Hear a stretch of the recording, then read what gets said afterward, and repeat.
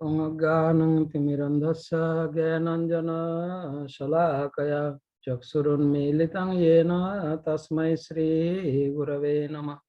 श्रीचैतन्यमनोभीष्टं स्थापितं येन भूतले स्वयं रूप कदा मह्यं ददाति स पदान्तिकं वन्देऽहं श्रीगुरो श्रीयुतपदकमलं श्रीगुरुन् वैष्णवांश्च श्रीरूपं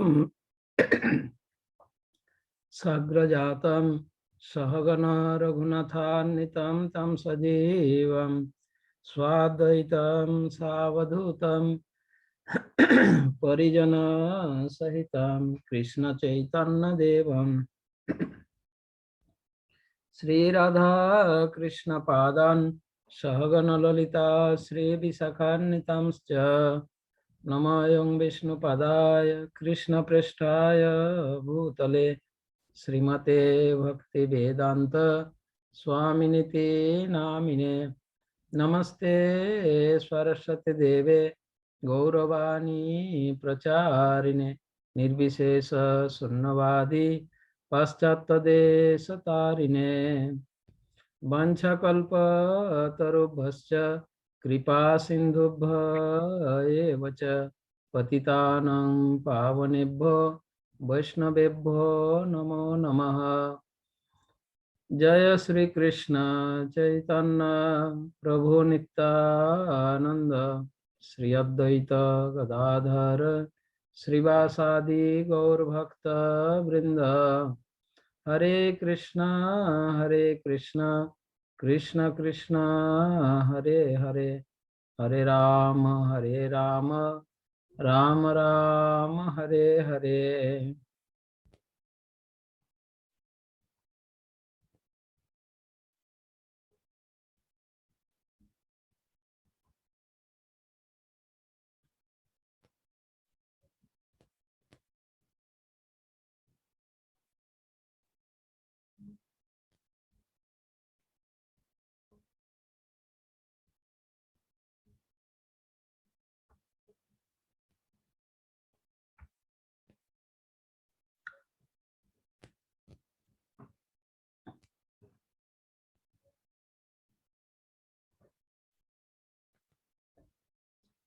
कल हम 55 तक पढ़ा था, अब 56।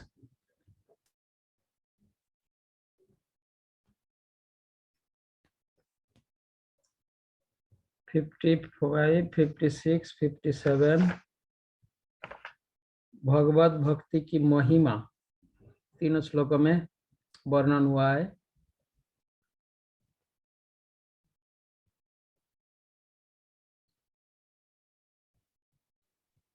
सर्वकर्मान् अपि सदा कुर्वाणो मद्व्यपाश्रय मत्प्रसादात् अवाप्नोति शाश्वतं पदमव्ययम्। मेरा शुद्ध भक्त मेरे संरक्षण में समस्त प्रकार के कार्यों में संलग्न रहकर भी मेरी कृपा से नित्य तथा अविनाशी धाम को प्राप्त होता है। तो जो भगवान के एकांत भक्त होता है, अनन्य भक्त होते हैं, वे सदैव समस्त कर्म करने पर भी भगवान के कृपा से नित्य अव्यय भगवत धाम को प्राप्त होते हैं।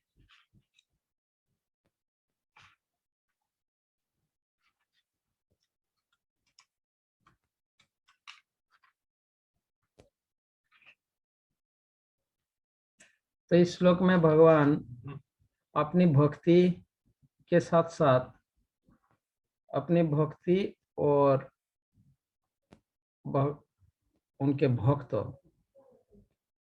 इन दोनों के विशेषताओं को बता रहे हैं। तो जब आत्म साक्षात्कारकारी ब्रह्मभूत अवस्था प्राप्त व्यक्ति निष्काम कर्मों के द्वारा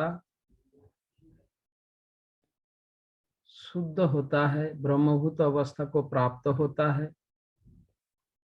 चित्त शुद्धि होने पर और यह ज्ञान प्राप्त करके, आत्म साक्षात्कार के ज्ञान को प्राप्त करके जब भगवान की भक्ति को प्राप्त करते हैं, पराभक्ति को, शुद्ध भक्ति को प्राप्त करते हैं,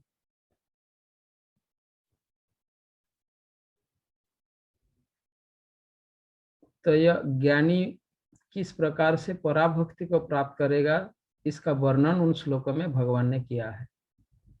एक ज्ञानी भगवान की पराभक्ति को कैसे प्राप्त करेंगे, पर इस श्लोक में भगवान यह बता रहे हैं कि मेरे एकांतिक भक्त, अनन्य भक्त, एक ज्ञानी को पराभक्ति प्राप्त करने के लिए वह प्रोसेस भगवान ने बताया, जो कल हमने चर्चा किया। ठीक है। परंतु जो भगवान के अनन्य भक्त होते हैं, उनके लिए यह नियम लागू नहीं होता है, जो कल हम चर्चा कर रहे थे। ऐसा नहीं उनको ब्रह्मभूत अवस्था की पूर्णता प्राप्त होने के बाद ही वो भक्ति में प्रवेश कर पाएगा, जो कल मुकुंद मुरारी प्रभु ने पूछे थे। तो उस संबंध में इस श्लोक में भगवान और स्पष्टीकरण कर रहे हैं, उसका और क्लैरिफिकेशन कर रहे हैं। एक ज्ञान योगी को भक्ति में प्रवेश करने के लिए उनकी चित्त को पूरा शुद्ध होना होगा। ब्रह्मभूत अवस्था को प्राप्त होने के बाद ही वो भक्ति में प्रवेश एंट्री कर पाएंगे। पर इस श्लोक में भगवान हमारे जो संशय था,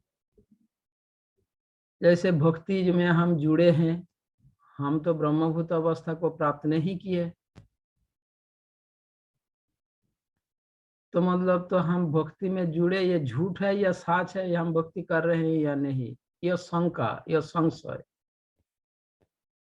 उसका स्पष्टीकरण भगवान यहाँ पर कर रहे हैं। नहीं, सर्वकर्माणि अपि सदा कुर्वाणो मद व्यपाश्रय मत प्रसादात अवाप्नोति, मेरी कृपा से। तो यहाँ पर भगवान इस बात को स्पष्ट कर रहे हैं कि मेरे एकांतिक अनन्य भक्त मेरी भक्ति का आश्रय करके किसी भी अवस्था में मेरी अहेतु की कृपा से, मत प्रसादात, भगवान की अहेतु की कृपा से मेरे धाम को प्राप्त करते हैं, प्राप्त होते हैं, यह स्पष्ट कर दिया। परंतु एक ज्ञान योगी के लिए उनको ब्रह्मभूत अवस्था को प्राप्त होना पड़ेगा, उसके बाद भगवान की शुद्ध भक्तों की संग की आवश्यक है, फिर वो भक्ति में प्रवेश कर पाएंगे। पर एक भक्ति योगी के लिए यह नियम लागू नहीं होता है। तो भगवान के जो अनन्य भक्त हैं, ये भगवान के नित्य और नैमित्तिक और सकाम कर्म करते हुए भी, नित्य कर्म, नैमित्तिक, सर्वकर्माणि, सर्वकर्माणि का मतलब कर्म कई प्रकार के हैं, तो सर्वकर्म मतलब सकाम कर्म भी उसमें शामिल है। सर्वकर्माणि अपि सदा कुर्वाणो, भगवान के अनन्य भक्त जो भगवान के अनन्य भक्ति का आश्रय लिया है, वैसे भक्त नित्य कर्म, नैमित्तिक कर्म, सकाम कर्म करते हुए भी किसी कर्म फल में वो आबद्ध नहीं होते। वे मेरी कृपा से शीघ्र ही, भगवान की कृपा से वे बहुत जल्दी भगवान के धाम को प्राप्त करते हैं। तो यहाँ पर भगवान जो कह रहे एकांतिक भक्त का, मेरे शुद्ध भक्त, प्रभुपाद तात्पर्य ट्रांसलेशन में लिखे हैं शुद्ध भक्त, जो भगवान की शुद्ध भक्ति का आश्रय लिए। तो शुद्ध भक्त के प्रति भगवान का जो अनुग्रह, इस श्लोक में भगवान स्पष्ट रूप से बताए। भगवान की जो अनुग्रह, उनके जो कृपा, जो अनुग्रह, यहाँ तक कि 9वें अध्याय के 30वें श्लोक में भगवान ने स्वयं कहा है, अपि चेत सुदुराचारो भजते माम अनन्य भाव। जो भी, चाहे वो कितना ही दुराचारी व्यक्ति ही क्यों ना हो, यदि उनका अनन्य भक्ति का आश्रय लेता है, व्यभिचारी भक्ति नहीं करता हो, केवल केवल ही कृष्ण के अलावा किसी और का भजन नहीं करता हो, ऐसे वो कितना ही दुराचारी ही क्यों ना हो, भक्ति की प्रभाव से वो बहुत जल्दी शुद्ध पवित्र हो जाएंगे।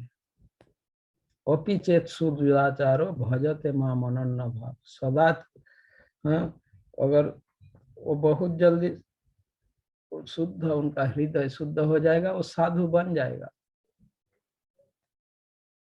साधुरेव समंतव्य सम्यक व्यवसित ही सब। तो इस प्रकार दुराचारी होने पर भी अनन्य भक्ति के आश्रय लेने वाला भक्त वो शुद्ध हो जाते हैं।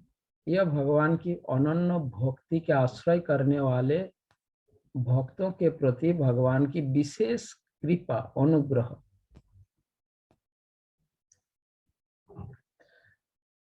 तो अब तक हमें गीता में इस विषय में हम भगवान हमें यही समझाया कि कोई व्यक्ति, एक व्यक्ति जब निष्काम कर्म करता है, निष्काम कर्म करते करते वो ज्ञान के धरातल पर आता है, फिर ज्ञान अनुशीलन करते करते ज्ञान में स्थिर होकर निष्काम कर्म करते करते हृदय शुद्ध होता है, फिर ब्रह्मभूत अवस्था को प्राप्त होता है।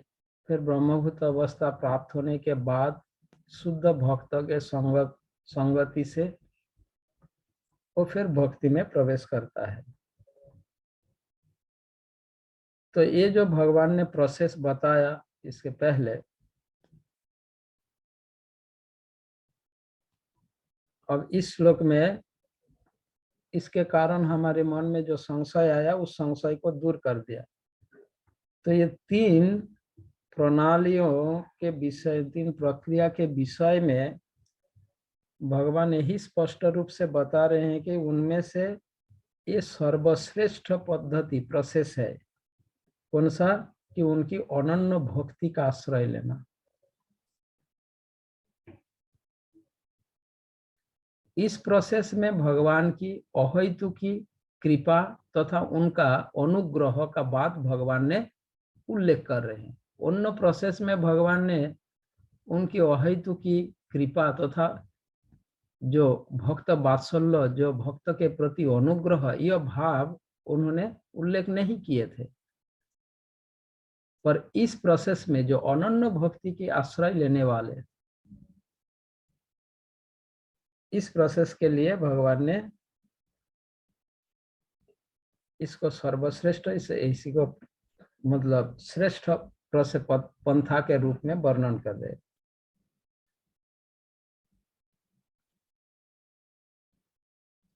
ठीक है, अब हम श्लोक संख्या 57।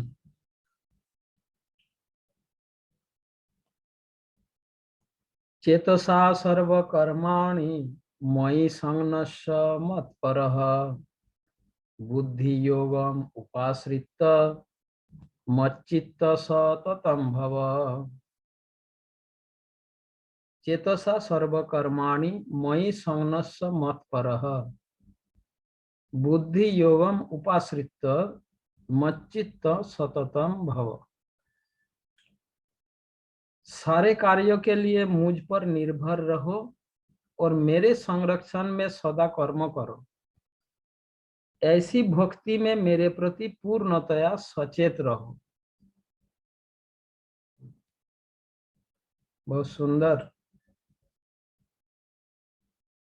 यही है भगवान की अनुग्रह भक्तों के प्रति। सारे कार्यों के लिए मुझ पर निर्भर रहो।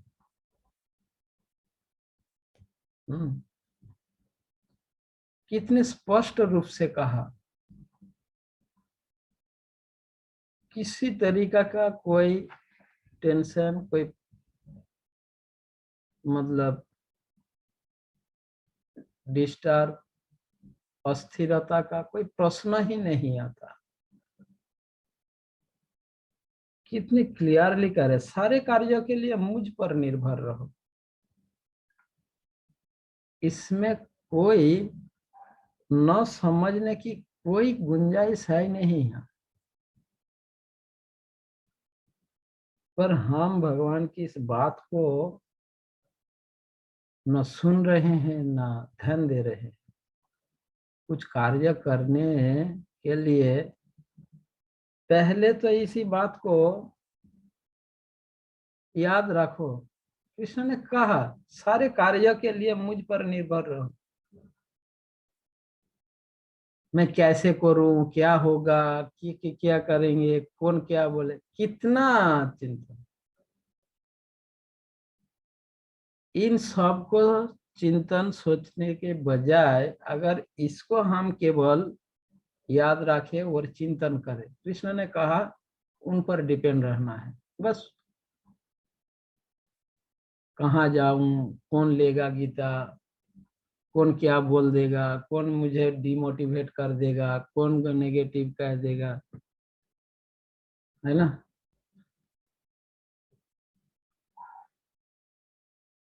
तो कृष्ण का कहने पर हमारा कोई आस्था अगर कृष्ण नहीं दे तो कृष्ण मदद क्यों करेंगे हम,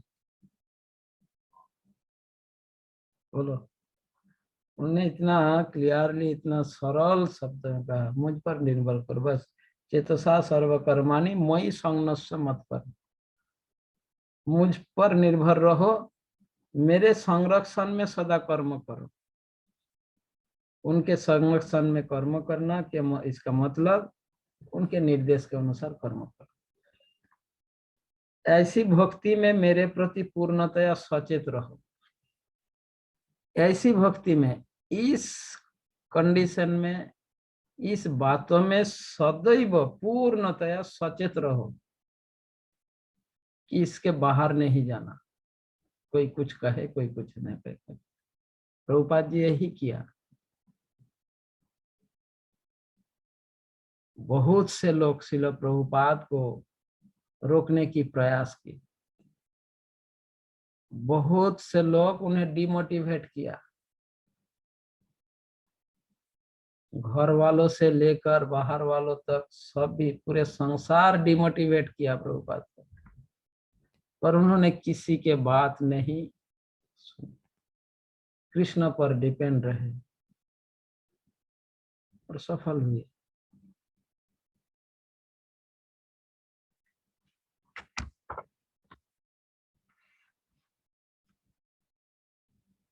तो इस श्लोक में भगवान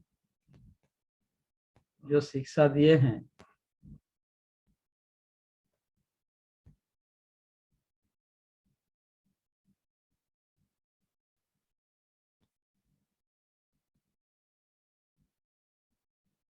इस श्लोक में भगवान जिस विषय को बताना चाहते हैं वह है कि एक शुद्ध भक्त और एक अत्यंत निकृष्ट सकाम भक्त के बीच में, इन दोनों के लिए है, इन दोनों प्रकार के भक्तों के लिए क्या कर्तव्य है, सरल शब्द में भगवान ने बता दिया। चाहे वो शुद्ध भक्त हो, भक्ति के हायर लेवल में हो, चाहे वो निकृष्ट सकाम भक्त हो, सभी के लिए भगवान की यह इंस्ट्रक्शन भगवान ने बता दिया। चाहे भक्ति के सर्वोच्च धरातल के क्यों ना हो, और चाहे वो अत्यंत निकृष्ट सकाम भक्त ही क्यों ना हो, यदि वो समस्त कार्य में कृष्ण पर डिपेंड रहे तो उन्हें सफल होना अनिवार्य है, सफलता अवश्य ही मिलेगा। बस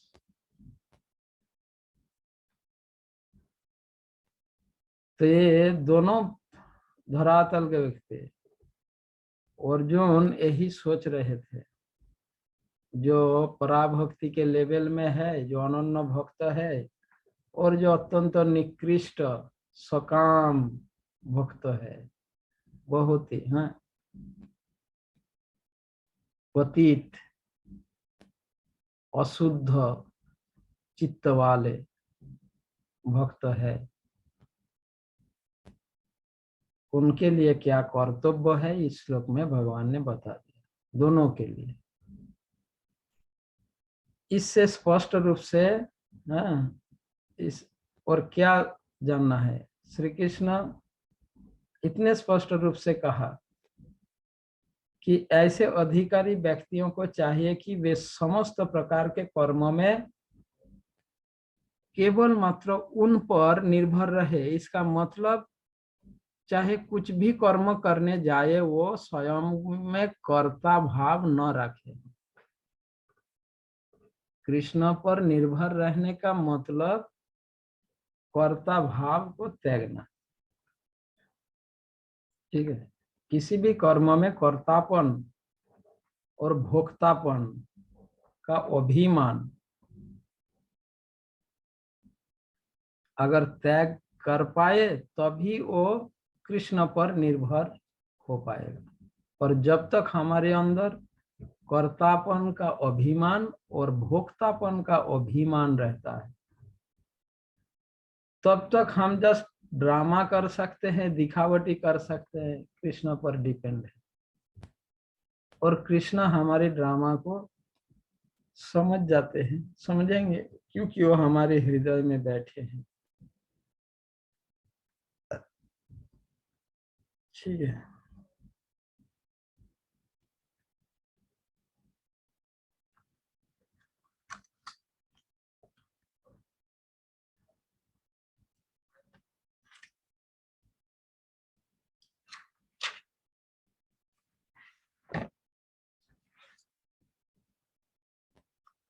प्रभुपाद तात्पर्य में लिखते हैं कि जब मनुष्य कृष्ण भावनामृत में कर्म करता है तो वह संसार के स्वामी के रूप में कर्म नहीं करता।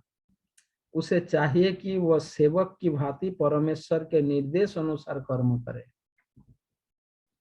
सेवक को स्वतंत्रता नहीं रहती, वह केवल अपने स्वामी के आदेश पर कार्य करता है।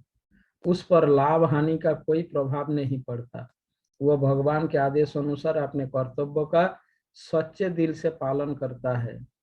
अब कोई यह तर्क दे सकता है कि अर्जुन कृष्ण के व्यक्तिगत निर्देश अनुसार कार्य कर रहा था, लेकिन जब कृष्ण उपस्थित न हो तो कोई किस तरह कार्य करे। यदि कोई इस पुस्तक में दिए गए कृष्ण के निर्देश के अनुसार तथा कृष्ण के प्रतिनिधि के मार्गदर्शन में कार्य करता है तो उसका फल वैसा ही होगा। इस श्लोक में मत पर शब्द अत्यंत महत्वपूर्ण है।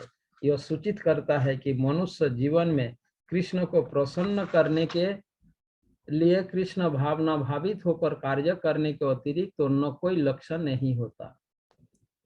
अब वह इस प्रकार कार्य कर रहा हो तो उसे केवल कृष्ण का ही चिंतन इस प्रकार से करना चाहिए।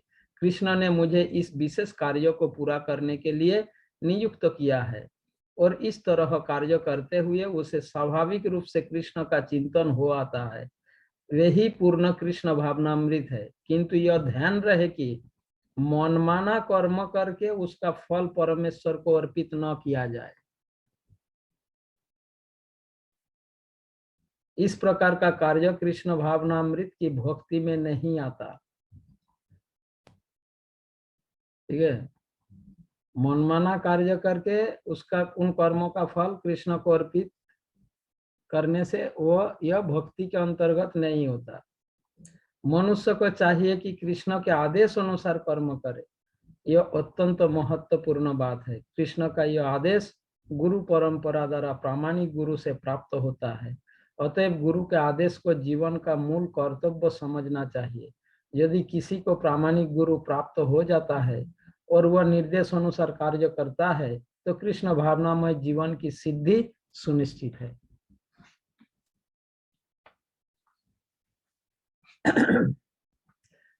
श्लोक संख्या 58 से 66 तक कितना श्लोक? 9 श्लोक। यह 9 श्लोक में भगवान संपूर्ण भगवद गीता के जिष्ट का जिष्ट, सार के सार, साराती सार बोलते हैं ना, जिष्ट का जिष्ट, भगवद गीता ज्ञान उपदेश का जिष्ट बता रहे हैं। 9 श्लोक 58 से 66 तक, जो सबसे गोपनीय ज्ञान उपदेश है। वो क्या है? अनन्य भाव से श्री कृष्ण में शरणागत होना, एकांतिक रूप से श्री कृष्ण में शरणागत होना। यही भगवद गीता ज्ञान का साराती सार विषय है, जिसका वर्णन 58 से लेकर 66 तक। ठीक है।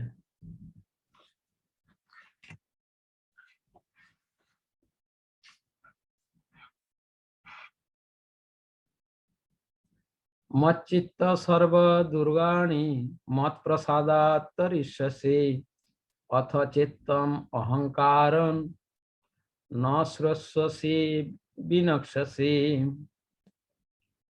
यदि तुम मुझसे भावना भावित होगे तो मेरी कृपा से तुम बद्ध जीवन के सारे अवरोधों को लांघ जाओगे।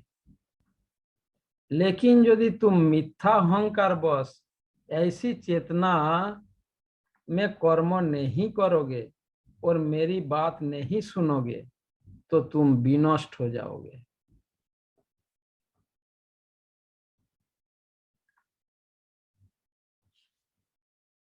तो इस श्लोक में भगवान 2 बात को स्पष्ट रूप से बता रहे हैं। श्री कृष्ण के निर्देश के अनुसार उनके प्रीतार, उनके प्रसन्नता के लिए, प्रीति के लिए, प्रसन्नता के लिए कर्म करना, और मिथ्या अहंकार के वशीभूत होकर कर्म करने का, दोनों का परिणाम क्या।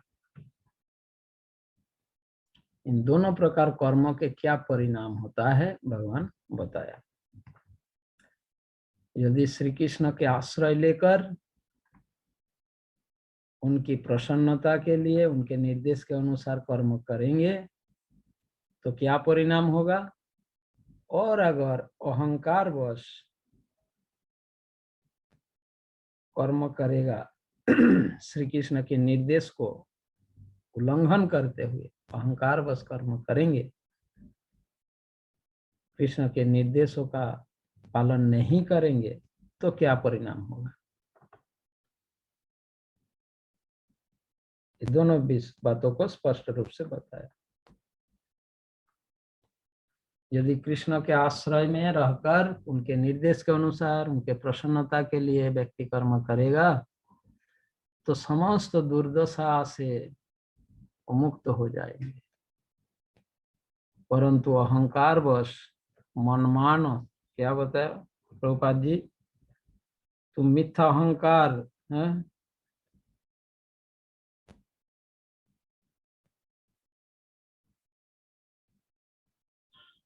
में कर्म करोगे, मेरे बात नहीं सुनोगे तो क्या होगा, विनष्ट हो जाओगे। विनष्ट हो जाओगे मतलब क्या है, समाप्त हो जाएगा। विनाश का एक अर्थ खत्म होना, समाप्त होना। विनाश का दूसरा अर्थ है दुर्गति प्राप्त होना। ठीक है, विनाश शब्द का सामान्य अर्थ फिनिश हो जाना, और फिनिश होना, समाप्त होना का मतलब दूसरा मतलब भी होता है, वह है दुर्गति, कष्टपूर्ण स्थिति प्राप्त होना। जैसे मानो कोई व्यापारी जब वो बिजनेस में बहुत बड़ा घाटा होता है,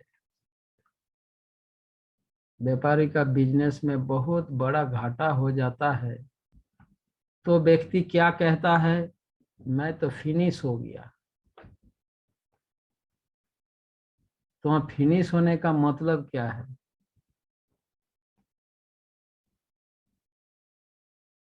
दुर्गतिपूर्ण स्थिति प्राप्त हो गया, कष्टपूर्ण स्थिति प्राप्त हो गया। अन्यथा जीवात्मा तो अविनाशी है, कृष्ण ही कहा, और फिर इस श्लोक में कह रहे हैं कि तुम विनाश हो जाओगे। कृष्ण ने कहा पहले आत्मा तो अविनाशी है, तो अविनाशी होकर विनाश कैसे हो जाएगा? यहाँ विनाश, आत्मा का तो विनाश हो ही नहीं सकता। तो विनाश का मतलब है कष्टपूर्ण स्थिति को प्राप्त होंगे वो।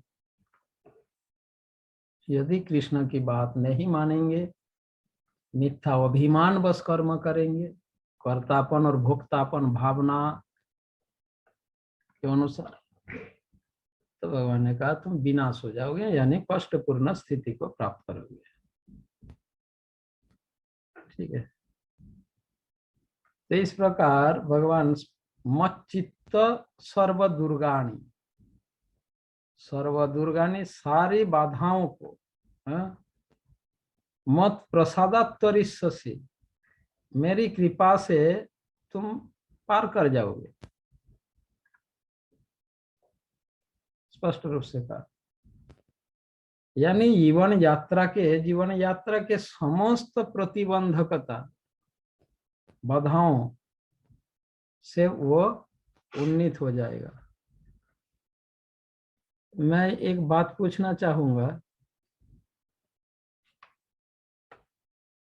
मेरे यहाँ पर स्क्रीन में ये बार बार एक मैसेज आ रहा है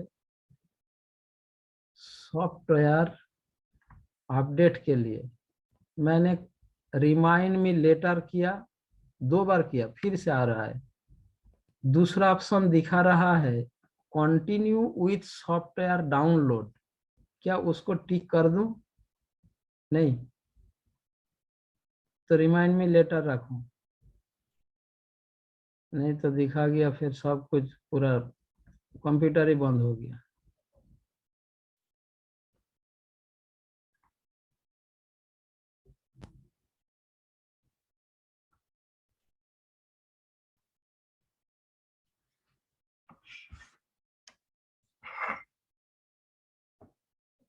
ठीक है, तो इसमें भगवान ने जो कह रहे कि मच्चित्त होकर होने से हम जीवन यात्रा के सारे बाधाओं को अतिक्रम कर पाएंगे, यदि हम कृष्ण पर आश्रित होंगे, कृष्ण का आश्रय लेंगे, कृष्ण पर आश्रित होंगे। मच्चित्त मतलब पूर्णतया उनके आश्रय में, उनके शरणागत रहेंगे, तो जीवन यात्रा के सारे बाधाओं को हम लंघ जाएंगे, पार कर जाएंगे। पर अगर ऐसा नहीं करेंगे, देहात्म बुद्धि द्वारा ग्रसित होकर, अभिमान के कारण, अहंकार द्वारा, अहंकार अभिमान के वश में अगर मनमाना कार्य करेंगे कि मैं करता हूं, मैं भोगता हूं, तो भगवान ने कहा तुम विनष्ट हो जाओगे, मतलब कष्टपूर्ण, दुखपूर्ण, कष्टपूर्ण सिचुएशन को प्राप्त करेंगे। अब श्लोक संख्या 59। यदहंकारम आश्रित नयोत्स इति मन्नसे मिथ्यैष व्यवसायस्ते प्रकृतिस्त्वाम नियक्षति। यदि तुम मेरे निर्देश अनुसार कर्म नहीं करते और युद्ध में प्रवृत्त नहीं होते हो तो तुम कुमार्ग पर जाओगे। तुम्हें अपने स्वभाववश युद्ध में लगना होगा।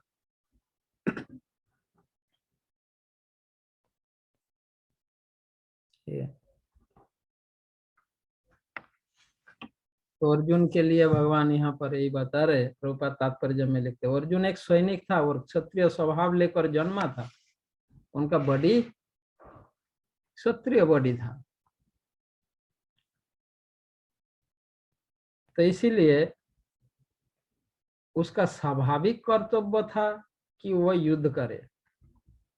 अगर कृष्ण की बात न मानकर युद्ध भूमि को छोड़ देगा तो कृष्ण कह रहे हैं तुम्हारे स्वभाव तो तुम छोड़ नहीं सकते हो ना। तुम्हारा बॉडी जो है क्षत्रिय बॉडी है, तो तुम्हारा स्वभाव युद्ध करना स्वभाव है। इसको तो तुमसे दूर नहीं कर पाओगे। तो मेरे बात कहने के अनुसार युद्ध नहीं करोगे, पर इसका मतलब यह नहीं है कि तुम्हारे युद्ध करना स्वभाव तुम छोड़ दिया। तुम कुरुक्षेत्र युद्ध भूमि छोड़ सकते हो, पर युद्ध करना स्वभाव को छोड़ नहीं सकते हो तुम, क्योंकि तुम्हारा क्षत्रिय स्वभाव, क्षत्रिय शरीर, क्षत्रिय जन्म है। ठीक है। तो इसीलिए स्वाभाविक कर्तव्य है युद्ध करना। उनका यह स्वभाव है, स्वाभाविक कर्तव्य कर्म है उनका। अब अगर कृष्ण के निर्देश के अनुसार कर्म नहीं करते हो, यदि तुम मेरे निर्देश अनुसार कर्म नहीं करते और युद्ध में प्रवृत्त नहीं होते हो तो तुम कुमार्ग पर जाओगे। तुम्हें अपने स्वभाव बस युद्ध में लगना होगा। यहाँ नहीं को कहीं ना कहीं जाके युद्ध में लिप्त हो जाओगे। तुम कह रहे हो कि भीख मांग कर जियोगे, जब भीख मांगने जाओगे तभी लड़ाई शुरू कर दोगे, क्योंकि तुम्हें कोई भीख देगा नहीं।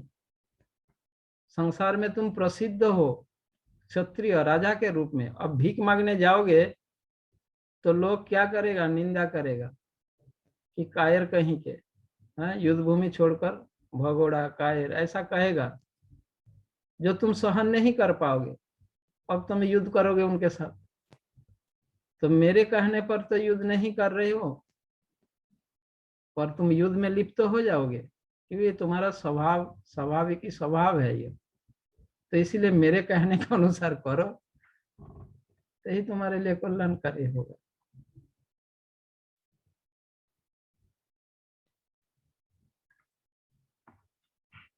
तो इस श्लोक में भगवान जो समझा रहे हैं हमें,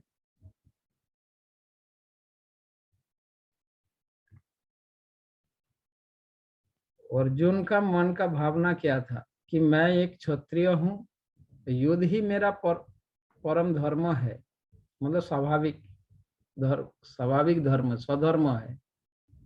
ये अर्जुन, ऐसा नहीं कि अर्जुन नहीं समझ रहा था,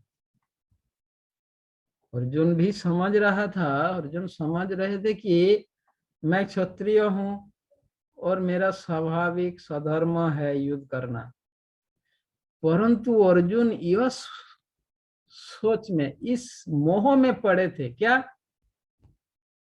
कि मैं जानता हूं मैं क्षत्रिय हूं, युद्ध करना मेरा स्वधर्म है, पर इस युद्ध में अनेक लोगों को वध करने में जो पाप उत्पन्न होगा, इस भय से मैं युद्ध नहीं करना चाहता हूं। यही अर्जुन का आर्गुमेंट था। ठीक है। तो अर्जुन का इस आर्गुमेंट का उत्तर भगवान इस श्लोक में दे रहे हैं। जो गीता के शुरुआत में अर्जुन ने यह आर्गुमेंट रखा था, जब अर्जुन ने ही आर्गुमेंट तर्क दिया था कि मैं जानता हूं मैं क्षत्रिय हूं, युद्ध करना मेरा स्वधर्म है, पर ये जो युद्ध हो रहा है, इस युद्ध में अनेक लोगों के वध करने से मुझे जो पाप लगेगा, उसके भय से ही मैं युद्ध नहीं करना चाहता हूं। यह अर्जुन का भाव था तर्क में। भगवान उनके इस आर्गुमेंट का उत्तर दे रहे हैं। तो उस अर्जुन के इस प्रश्न के उत्तर में भगवान कह रहे हैं, यद अहंकारम आश्रित।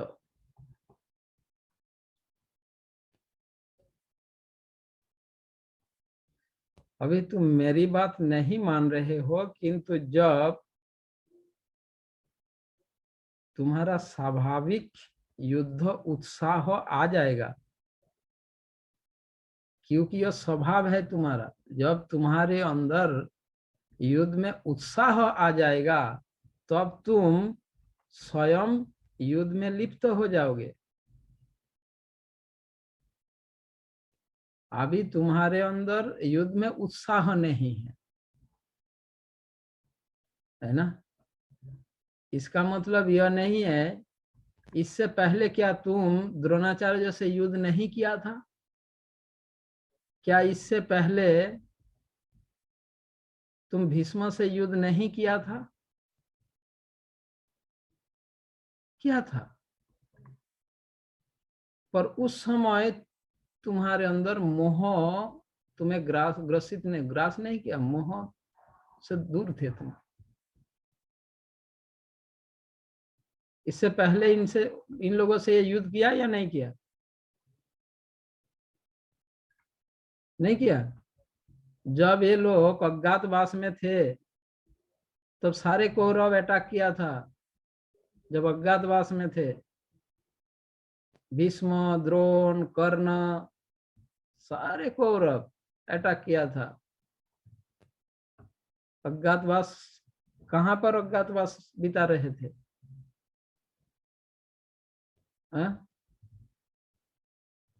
कहां पर? कौन सी राजा के घर पर?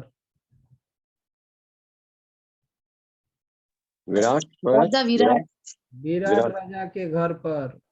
उत्तरा के पिताजी विराट राजा। तो वहां पर अर्जुन उत्तरा का क्या डांस टीचर था ना? अर्जुन ने उत्तरा के डांस टीचर था। डांस टीचर के भेष में वहां रह रहा था अज्ञातवास में, मतलब सीक्रेटली, कोई पहचान ना सके। अगर पकड़े गए तो फिर से 12 साल फिर से वनवास में जाना पड़ेगा, यह कंडीशन था। न पकड़ सके कोई, ऐसे भेष बदल कर रह रहे थे पांचों पांडव। तो उस समय कैसे भी हो, दुर्योधन को पता चल गया था कि पांडवों ने विराट राजा के वहां छिप कर रह रहे हैं। जब गुप्तचरों ने यह सूचना दुर्योधन को दिया, तो दुर्योधन ने तुरंत विराट राजा को आक्रमण किया। पर वो भी, दुर्योधन भी बहुत बड़ा पॉलिटिशियन था। ये बात किसी को बताए बिना, अगर ये बात बताएंगे, भीष्म, द्रोण, कृपाचार्य जो इनको बताएंगे पांडव वहां छिपे हुए हैं, तो ये कुछ ना कुछ और चाल देंगे, तो उनका प्लान सक्सेस नहीं होगा। इसीलिए दुर्योधन भीष्म, द्रोण की वजह इन लोगों को यह नहीं कहा कि हम विराट राज्य क्यों आक्रमण करने जा रहे हैं। उन्होंने इन लोगों से झूठ कहा कि विराट राजा के जो गौशाला है ना, वहां सबसे अच्छी गाय है, बेस्ट नस्ल की गाय है, हम वो गाय चुराने बोलो या उस गायों को के लिए हम उस राज्य को आक्रमण करेंगे। यह बताया था। तो भीष्म द्रोण ने सभी सोचा हाँ चलो, और सभी युद्ध में आए थे। और विराट राजा के पुत्र इन सभी को देखकर रथ से कूदकर भाग रहे थे, है ना। जब युद्ध करने गया, पहले तो उत्तर बहुत एक गया, चल मैं युद्ध में जाऊंगा। पिताजी को बोला आप रहो, मैं जा रहा हूं, पर मेरा रथ कौन चलाएगा। ऐसा बड़ा बड़ा हाँक रहा था वो। सारथी नहीं है, नहीं तो मैं अकेला हाँ युद्ध में जा सकता हूँ। तो बृहन्नला के बेस में अर्जुन ने उत्तरा से कहा कि उत्तरा तुम अपने भाई को जाके कहो कि मेरा जो डांस टीचर है ना वो अच्छा रथ चलाता है, उनको जाके कहो। तो उत्तरा आके कहा अपने भाई से कि भैया मेरा डांस टीचर बहुत अच्छा सारथी है, आप उसको अपना सारथी ले सकते हो। तो उसने कहा अरे वो नौटंकी है, उस रथ थोड़ी ना चला सकता है। बस सुनो, महाभारत में बहुत सुंदर वर्णन है, ये तुम्हारे वो नौटंकी थोड़ी ना रथ चला सकता है। ऐसे ऐसे बात अलग हो रहे। और कोई मिला नहीं तो उन्होंने कहा चलो ठीक है। तो वो रथ का सारथी बनकर गए और उत्तर योद्धा बनकर, और इन योद्धाओं को देखकर उत्तर रथ से कूदकर भागने लगे। तब तो अर्जुन रथ से उतारकर उसे जाके पकड़ा और कहा कि तुम रथ चलाओ। फिर रथ को उस जिस वृक्ष में पांडवों ने अपने हथियार को छुपा के रखा था उस वृक्ष के पास ले गए। और वहां से उस जब अर्जुन ने अपने गांडीव धनुष को उतारा वृक्ष के ऊपर से, वो गांडीव धनुष देखकर ही मूर्छित हो गए थे उत्तर। तो उससे पूछा कि तुम कौन हो बताओ। फिर बाद में बताया, तब जाके उनका भरोसा आया। तो उस समय जो पूरे सारे कौरवों से उन्होंने युद्ध किया था, कितने महारथी थे, सभी से युद्ध किया। और भगवान यहीं पर यही बता रहे कि अभी तुम मेरे कहने पर तो युद्ध नहीं कर रहे हो, क्योंकि तुम्हारे अभी युद्ध में उत्साह नहीं है। ऐसी बात नहीं है कि तुम इन लोगों से युद्ध नहीं किया हो, इसके पहले भी किए हो, उस समय तुम्हारे युद्ध में उत्साह था। प्रकृति की गुण का भगवान ने ही समझा रहे, हर कोई प्रकृति के गुण द्वारा प्रभावित है, तुम भी गुण के द्वारा प्रभावित हो। अभी तुम्हारे अंदर तमोगुण आ गया, इस कारण युद्ध कार्यों में तुम्हारी उत्साह नहीं दिख रहा है। पर तुम्हारी स्वभाव तो क्षत्रिय स्वभाव है, जब तुम्हारे अंदर रजोगुण आ जाएगा तब यही युद्ध कार्यों में तुम्हारे अंदर उत्साह प्रकट हो जाएगा और तब तुम युद्ध करोगे। और यहाँ तक कि तब युद्ध करोगे और इनको वध भी करोगे, पर क्या होगा परिणाम, मेरे कहने से नहीं कर रहे हो, पर तुम तब करोगे तो तुम क्या परिणाम क्या होगा, यही समझा रहे हैं भगवान। तब तो तुम मुझे हंसाओगे, तब तो तुम हंसी का पात्र बनेंगे। इसलिए भगवान का यह कहने का मतलब, हमें भगवान यही शिक्षा दे रहे हैं अर्जुन के माध्यम से। एक साधक भक्तों को कभी भी अपनी स्वतंत्रता का दुरुपयोग नहीं करना चाहिए। एक साधक भक्त को अपनी स्वतंत्रता का दुरुपयोग नहीं करना चाहिए। यदि हम अपनी स्वतंत्रता का दुरुपयोग करते हुए अपने मनमानो ढंग से कार्य करते हैं तो उसका परिणाम केवल दुर्गति प्राप्त होता है। ठीक है।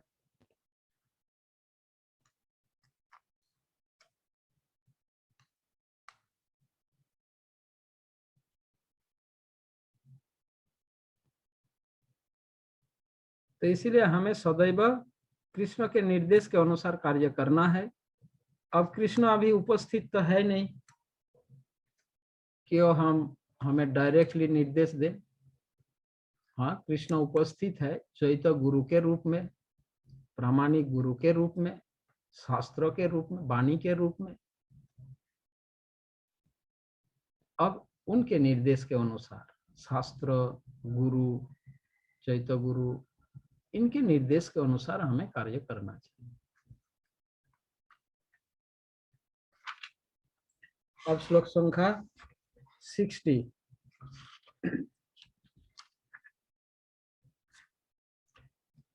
स्वभावजेन कौन्तेय निबद्ध स्वेन कर्मणा कर्तुमिच्छसि जन्मोहात् करिष्यसि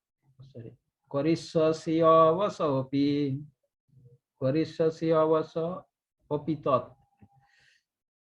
कर्तुम नेच्छसि यत् मोहात् करिष्यसि अवसोऽपि तत्। इस समय तुम मोहवश मेरे निर्देश अनुसार कर्म करने से मना कर रहे हो, लेकिन हे कुंती पुत्र, तुम अपने ही स्वभाव से उत्पन्न कर्म द्वारा बाध्य होकर वही सब करोगे, मतलब वही युद्ध कार्य करोगे।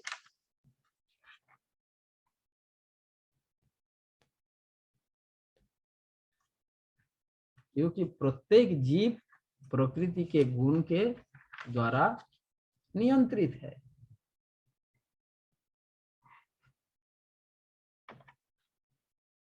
तो इस श्लोक में भगवान ने जो कहा, इसका तात्पर्य यही है कि भगवान कह रहे हैं कि अब मोहवश, अर्जुन को भगवान कह रहे हैं कि तुम मोहवश मेरी बात नहीं मान रहे हो, है ना। मोहवश न मानकर युद्ध तुम नहीं करना चाहते हो, परंतु तुम्हारे स्वभाव के अनुसार युद्ध में जब प्रबल उत्साह प्रकट हो जाएगा, स्वभाव के अनुसार यानी प्रकृति के गुण के कारण, जब युद्ध कार्य में तुम्हारी उत्साह प्रकट हो जाएगा, तब तुम उसे कंट्रोल नहीं कर पाओगे। और तब तुम स्वयं ही अपने को युद्ध के कर्ता मानकर युद्ध में लिप्त हो जाओगे। अतः मेरा निर्देश है कि मेरे कहने के अनुसार अगर तुम यह कार्य करोगे, यही तुम्हारे लिए श्रेयस्कर होगा, कल्याणकारी होगा।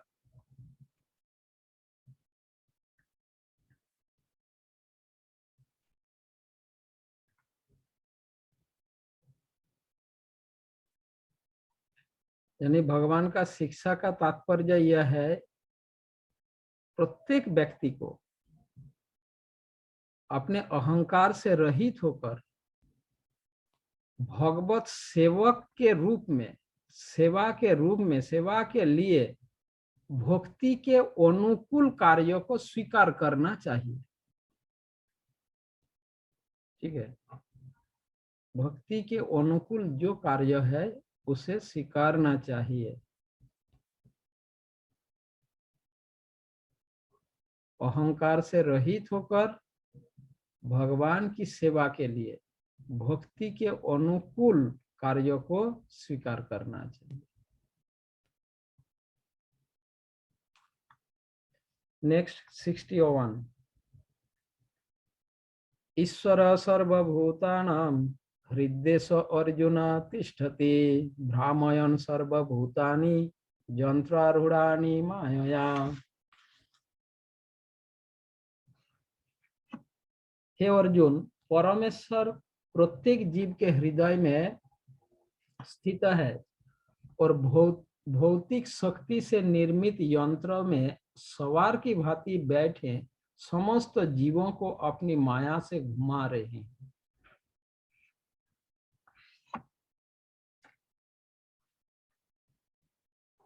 तो भगवान यहाँ पर कहते हैं, अर्जुन, सर्व अंतर्यामी परमात्मा सभी जीवों के हृदय में निवास कर रहे हैं और ये अपनी माया शक्ति के द्वारा जीवों को संसार चक्र में भ्रमण करवा रही है, भौतिक शरीर में सवार की भांति बैठे समस्त जीवों।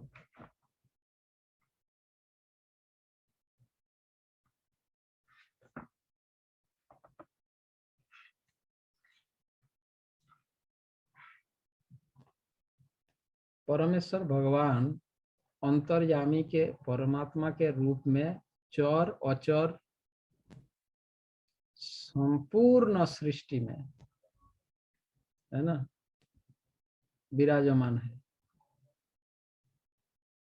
सर्वस्व चाहम हृदय सन्निविष्टो, भगवान ने इससे पहले भी कहा 15 अध्याय में, है ना, 15 अध्याय के 15 श्लोक 15 श्लोक में, सर्वस्व चाहम हृदय सन्निविष्ट मत्त स्मृतिर ज्ञानम अपहनम च।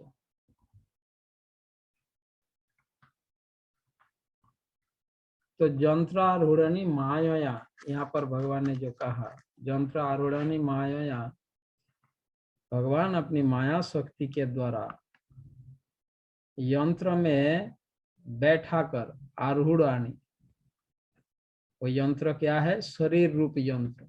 शरीर रूपी यंत्र में जीवात्मा को बैठाकर, सवारी बनाकर घुमा रही।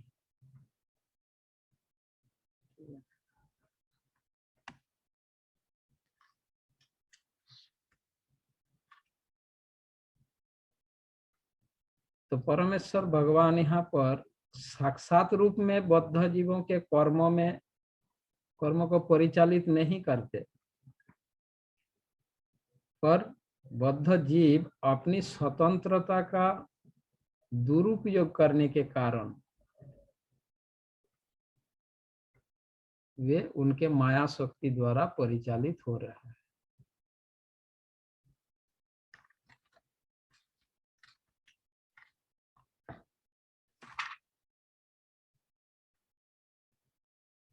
चैतन्य महाप्रभु सरल भाषा में बताया ना, कृष्ण भूली यही जीव अनादि बहिर्मुख, अतएव माया तारे दे संसार आदि दुख।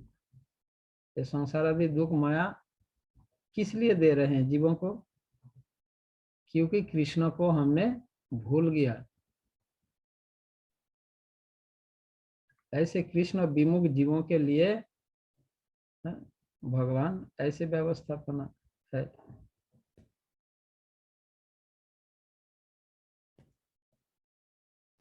तो जीवों के हृदय में भगवान उपद्रष्टा, अनुमंता, भुक्ता, भोक्ता, महेश्वर इस रूप में विराजमान रहते हैं।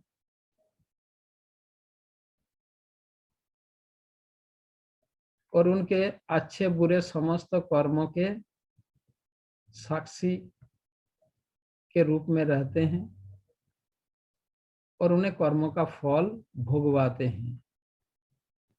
परंतु भगवान अपने भक्तों के लिए, भक्तों के प्रति केवल साक्षी या उदासीन न रहकर वे अपने भक्तों को अपने सेवा में नियुक्त करना चाहते हैं, नियोजित करना चाहते हैं। यही उनका महान कृपा है। सामान्यतः तो बद्ध जीवों को हृदय में रहकर उनके कर्मों का साक्षी के रूप में और उनके कर्मों का फल भुगवाते हैं, पर अपने अनन्य और उनके भक्तों के लिए, सामान्य बद्ध जीवों के लिए उदासीन रहता है। जो कर रहे करो, मैं तो समझा रहा हूं, फिर भी नहीं समझ रहे हो, वो उदासीन बन जाता है। प्रेरणा देते हैं पर जीवात्मा उसमें ध्यान नहीं देता, तो उदासीन रहते हैं। इसी संबंध में प्रभुपाद उदाहरण देते हैं ना, एक पक्षी फल खा रहा है, दूसरा पक्षी चुपचाप देख रहा है वो क्या कर रहे, उदासीन बनकर रहते हैं बद्ध जीवों के हृदय में सामान्य रूप से। और जब बद्ध जीव भगवान की भक्ति में लगता है तो ऐसे जीवों के लिए भगवान उदासीन नहीं रहता। चुपचाप बैठे नहीं रहते, ठीक है, उनको प्रेरित करते हैं उनके सेवा में नियोजित करने के लिए। यही उनका कृपा है। तो यही बात भगवान यहाँ पर बता रहे कि मैं सभी जीवों के हृदय में परमात्मा के रूप में तो विराजमान हूँ। कि परमात्मा समस्त जीवों के नियंता है, ईश्वर है। जीव जो भी कर्म करता है ईश्वर उसके अनुरूप उन्हें फल प्रदान करते हैं।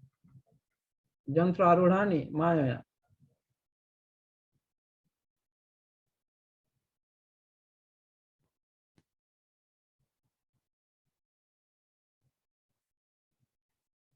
परंतु भक्तों के लिए भगवान ऐसे उदासीन नहीं रहते, ठीक है। भक्तों को वो अपनी सेवा में नियोजित करना चाहता है।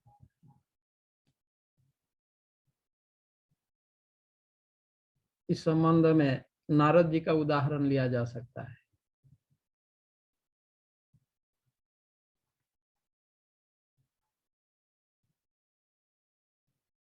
नारद जी सबसे बड़ा प्रचारक प्रीचर है ना। पूरे सृष्टि में सबसे बड़े, पर अगर प्रचारक का नाम ले, बहुत सारे प्रचारक है, तो सर्वप्रथम नाम नारद जी का ही आएगा। ऐसा कोई प्राणीकुल नहीं है जहां नारद जी का शिष्य नहीं, समझे। ऐसा कोई योनि नहीं है जहां नारद जी का डिसाइपल ना हो। हम तो केवल इंसान को ही कृष्ण भावनामृत प्रचार करने में हमारी इतना झिझकता, इतना सब है, कितने कुछ, और हम स्वयं स्वयं को बहुत बड़ा प्रचारक समझते हैं। एक्चुअली प्रचारक नारद जी, नारद मुनि सबसे बड़ा प्रचारक है। तो कभी कभी प्रचारक भक्त भौतिक जगत में भौतिकतावादी लोगों के संपर्क में आकर वो उसके द्वारा प्रभावित हो जाते हैं। कभी कभी प्रचारक भक्त जब भौतिकतावादी लोगों के बीच रहते रहते प्रचार करते करते, मतलब उनको कृष्ण, तो उनके रहन सहन, उनका ठाट बाट, उनका भोग भोगपूर्ण लाइफस्टाइल, ये सब देखकर कभी कभी प्रचारक भक्त प्रभावित हो जाते हैं, समझे। ऐसे स्थिति में भगवान उन्हें सुरक्षा देते हैं। इसे एक ऐसा, जैसे आज के दिन में ऐसा बहुत घटनाएं घटित हो रहा है, तो प्रभावित हो जाता है। परंतु अगर वह भक्त, ये मैसेज बार बार यहाँ शो कर रहा है,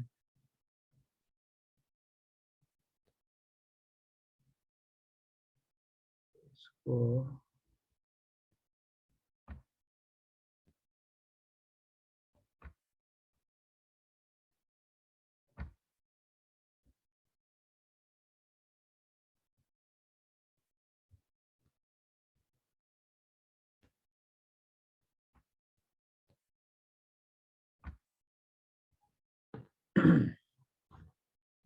हाँ, क्या बोल रहा था।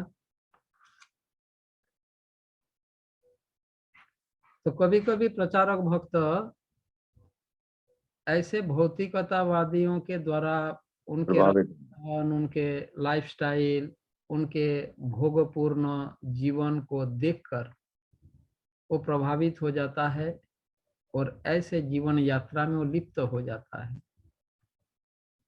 और इसका कारण यह है कि वो भगवान के आश्रय को छोड़ देता है। जो भगवान ने कहा सारे कार्य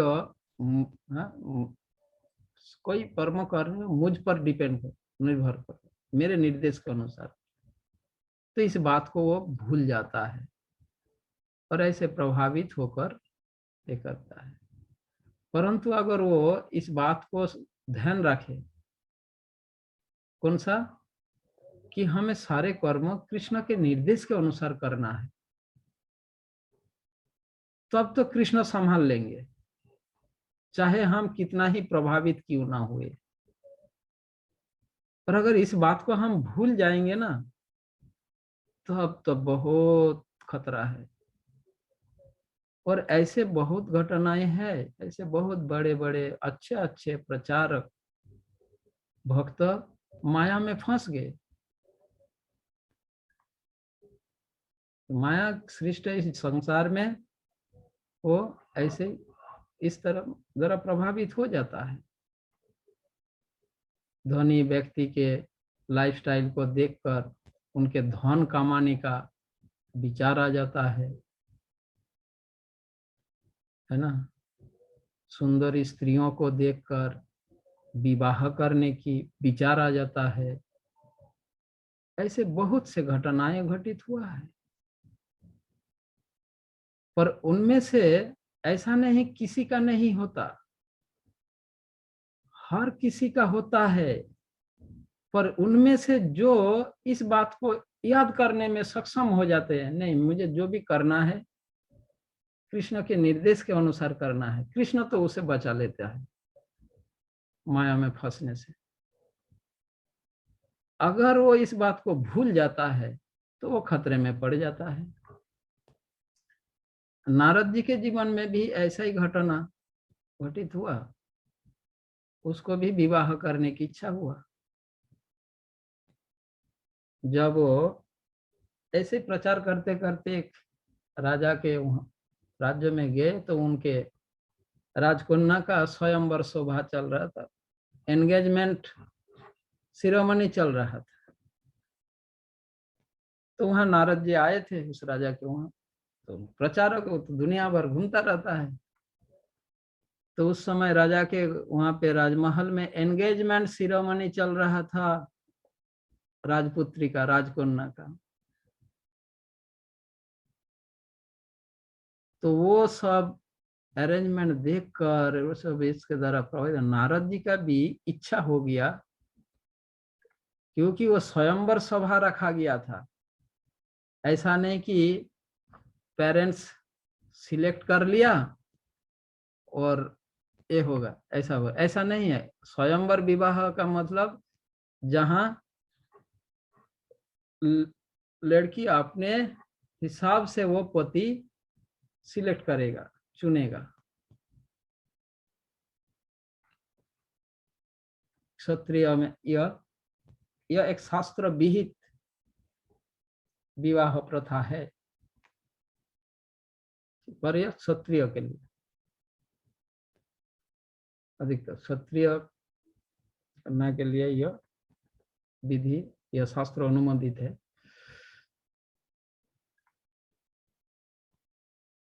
ब्राह्मण वैश्य शूद्र के लिए स्वयंवर विवाह का अनुमोदन नहीं है मनुस्मृति में। क्यों? केवल क्षत्रिय के लिए यह स्वयंवर विवाह का अनुमोदन है, ऐसा क्यों? इसका कारण है,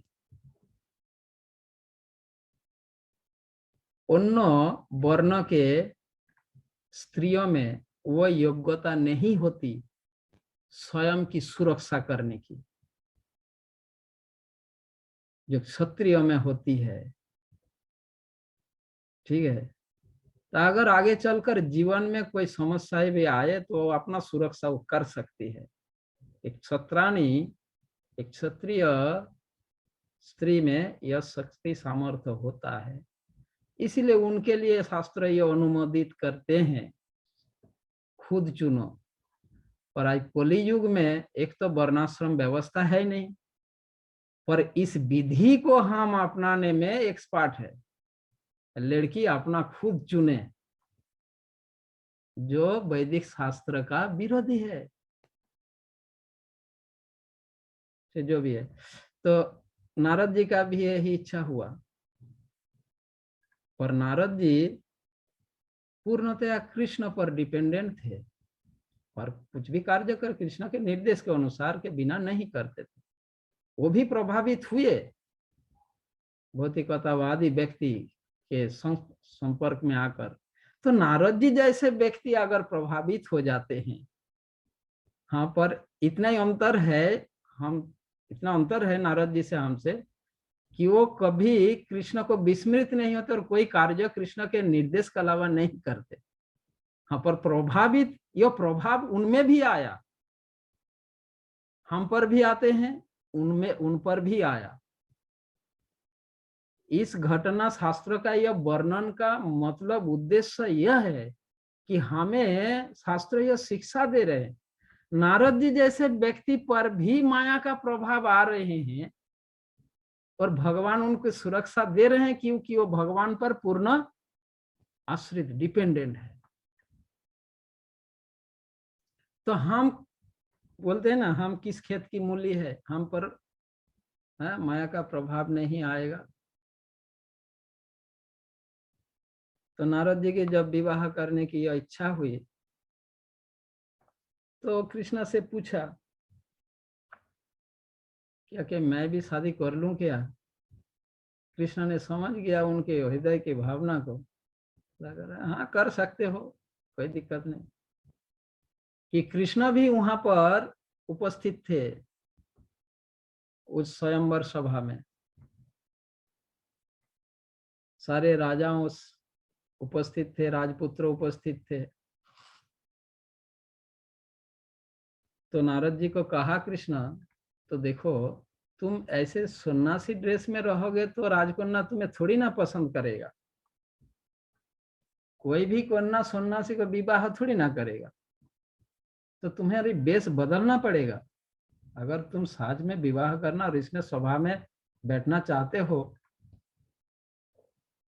तो ऐसे वेश में तो तुम्हें वो पसंद थोड़ी करेंगे। ऐसा कहा उसको।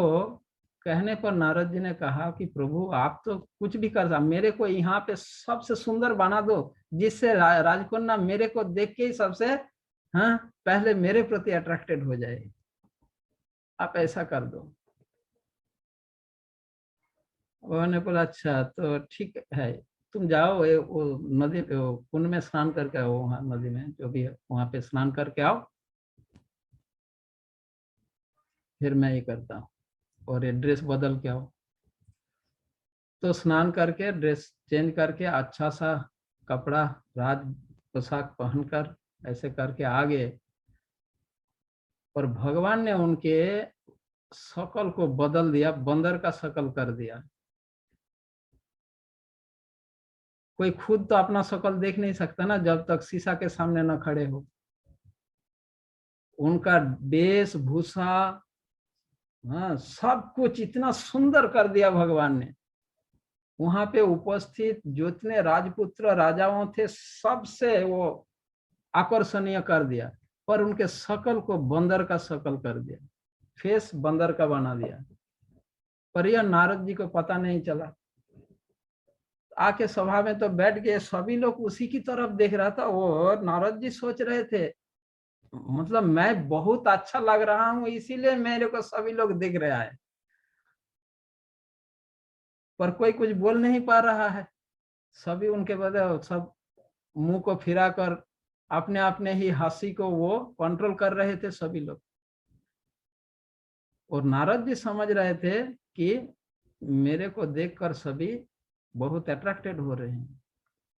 अब राजकन्या बरमाला लेकर जब आए तो उन्हें देखकर हंस कर चले गए। तो ये देखते जब हंसकर चले गए तब उनका दिमाग चला, अरे ये भी हंसकर चली गई। तब वो भगवान से पूछा अरे ऐसा कैसे हो गया।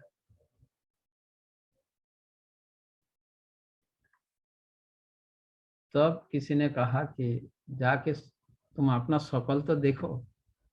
अब जब शकल देखा जाके कि उनका शकल बंदर का है, तो वो भगवान पर बहुत गुस्सा हो गया, है ना, और भगवान को श्राप दे दिया था। श्राप तो नहीं, मतलब भगवान को कहा था कि आप मेरे को ऐसा बंदर बना दिया, देख लीजिए इसी बंदर के ही हेल्प लेना पड़ेगा आपको। तो ये भगवान भक्त की इच्छा को पूरा करना है। नारद जी की इच्छा था बंदर का हेल्प लेना, इसीलिए अगले अवतार में, राम अवतार में, भगवान बंदर का हेल्प लिया अपने लीला में। चलो जो भी है, तो यहाँ पे इस कहानी में, घटना में शिक्षा यही है, नारद जी जैसे व्यक्ति भी माया द्वारा प्रभावित होते हैं, तो इसीलिए एक साधक भक्त को सदैव कृष्ण पर आश्रित रहना चाहिए और प्रत्येक कर्म को, जैसे नारद जी ने किया, अगर हम कृष्ण के आश्रय में रहेंगे तो कृष्ण हमारी संरक्षण सदैव करेंगे। ठीक,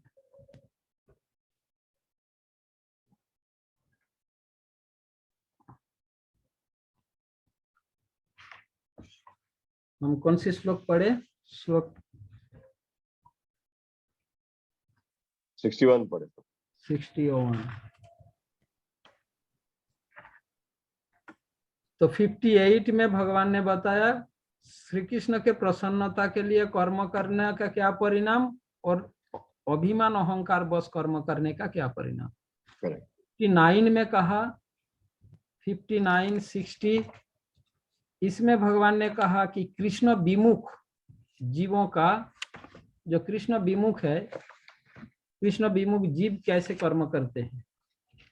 ठीक है, जो कृष्ण बहिर्मुख, कृष्ण विमुख है, वो किस प्रकार प्रकृति की गुण द्वारा परिचालित होकर कर्म करता है। और अब 61 में भगवान ने कहा, 61 अभी पढ़ा ना, ईश्वर सर्वभूतानां, कि जो भौतिक शरीर है माया द्वारा निर्मित देह रूप यंत्र, जिसमें बद्ध जीवों को भगवान सवारी बनाकर घुमा रहे हैं, भ्रमण करवा रहे हैं।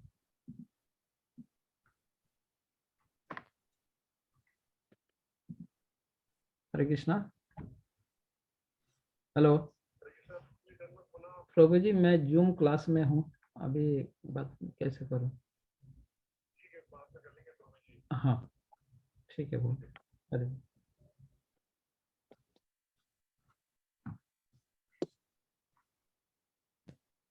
अब 62 से हम कल पढ़ेंगे, अभी आज टाइम नहीं है, मेरे को सेवा में जाना है।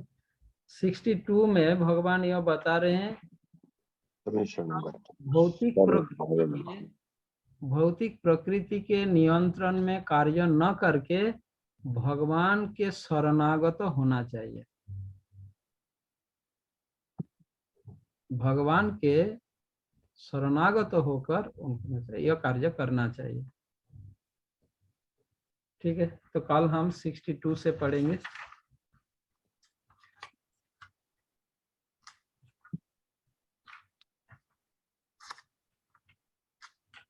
दो क्लास और होंगे, 62 से 66,